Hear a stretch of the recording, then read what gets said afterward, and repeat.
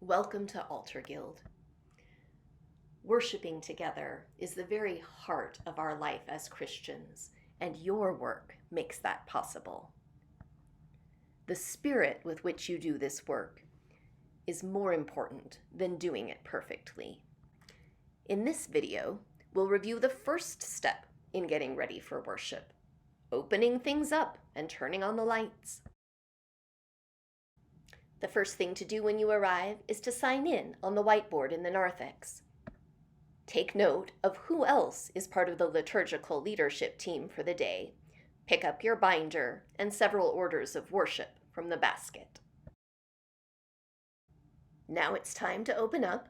Begin by unlocking the door to the library. Once you've opened the door, prop it open, then switch on the light switch that's on the wall to your right. In the library, on the north wall, you'll find another set of light switches, as well as a door into the nave. Go ahead and open that door up and make sure that all of the nave lights are on. Once you've flipped all the switches in the library, go into the nave and flip the switch at the back of the church that turns on the side aisle light. Then, flip the switches in the stairwell to turn on the light in the entryway. Finally, open wide the doors to the nave and begin making your way up the side aisle towards the front of the church. Unlock the door to the vestry. This is the room where the priests and the other liturgical ministers get vested. Then flip on the light near the door when you enter. Go back into the church, make your way to the front, and unlock the door between the nave and the chapel. You can use the doorstop to keep the door open. Next, unlock the door to the sacristy and turn on the light near the door when you enter. Now is a good time to set down your binder and orders of worship. You can set them on the counter near the sound system and the hymn numbers. Next, it's time to open the door between the chapel and the parking lot. So, when you come in, the chapel door should be alarmed, so you're going to want to turn the alarm off. So you put your key in, and to turn it off, you're going to turn it to the right. And that green flashing light tells you did a great job. Pull your key back out. Now that the door is disarmed, you'll want to unlock it so people can go in and out. You'll find the church key hanging on a hook near the door. So to unlock these, you take this little church key thing, you push this bar all the way in, put the key in, turn it to tighten it, and now that bar stays in. That means someone from the outside can come. Now, of course, before you leave, you're going to want to reverse the whole process, so let's take a moment to go through that real quick. Before you leave, we need to make sure to lock the chapel door again. So again, you stick the church key in, you're going to turn it to your left to loose. That should release the bar.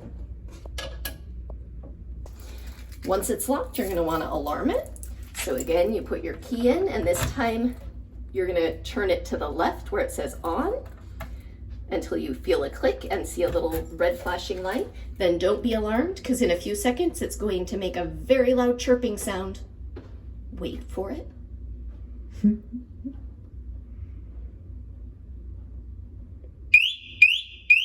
Okay. And you did it right.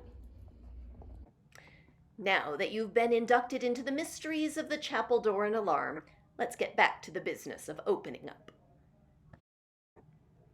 Next, you'll want to unlock the door to the columbarium and switch on the lights in the columbarium and on either side of the entrance to the chapel.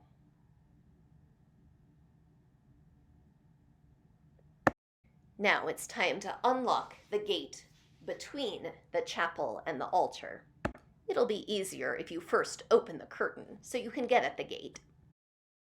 After opening the gate, you'll want to open all the other curtains. You'll find the pull strings over in the corner by the tabernacle and in the corner by the columbarium. You might find it easier to reach the pull string if you enter the columbarium. Now that we've opened all the big doors, it's time to open the little doors. Make sure that the tabernacle is unlocked. You can find the key underneath the tabernacle if you need it. Then go back into the sacristy and open up the door for the safe. You can open up the key box and find extra keys to open up the wine closet. In the wine closet, you'll find wine and also extra candles and kits for Eucharistic visitors and oil. Finally, make sure that the sound system is switched on. The green light tells you you're ready to go. Now the doors are open, the lights are on, and we're ready to continue preparing for the service.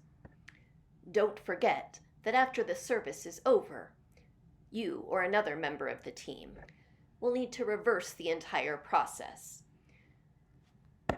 Close the curtains, lock the doors, set the alarms, and turn off the lights.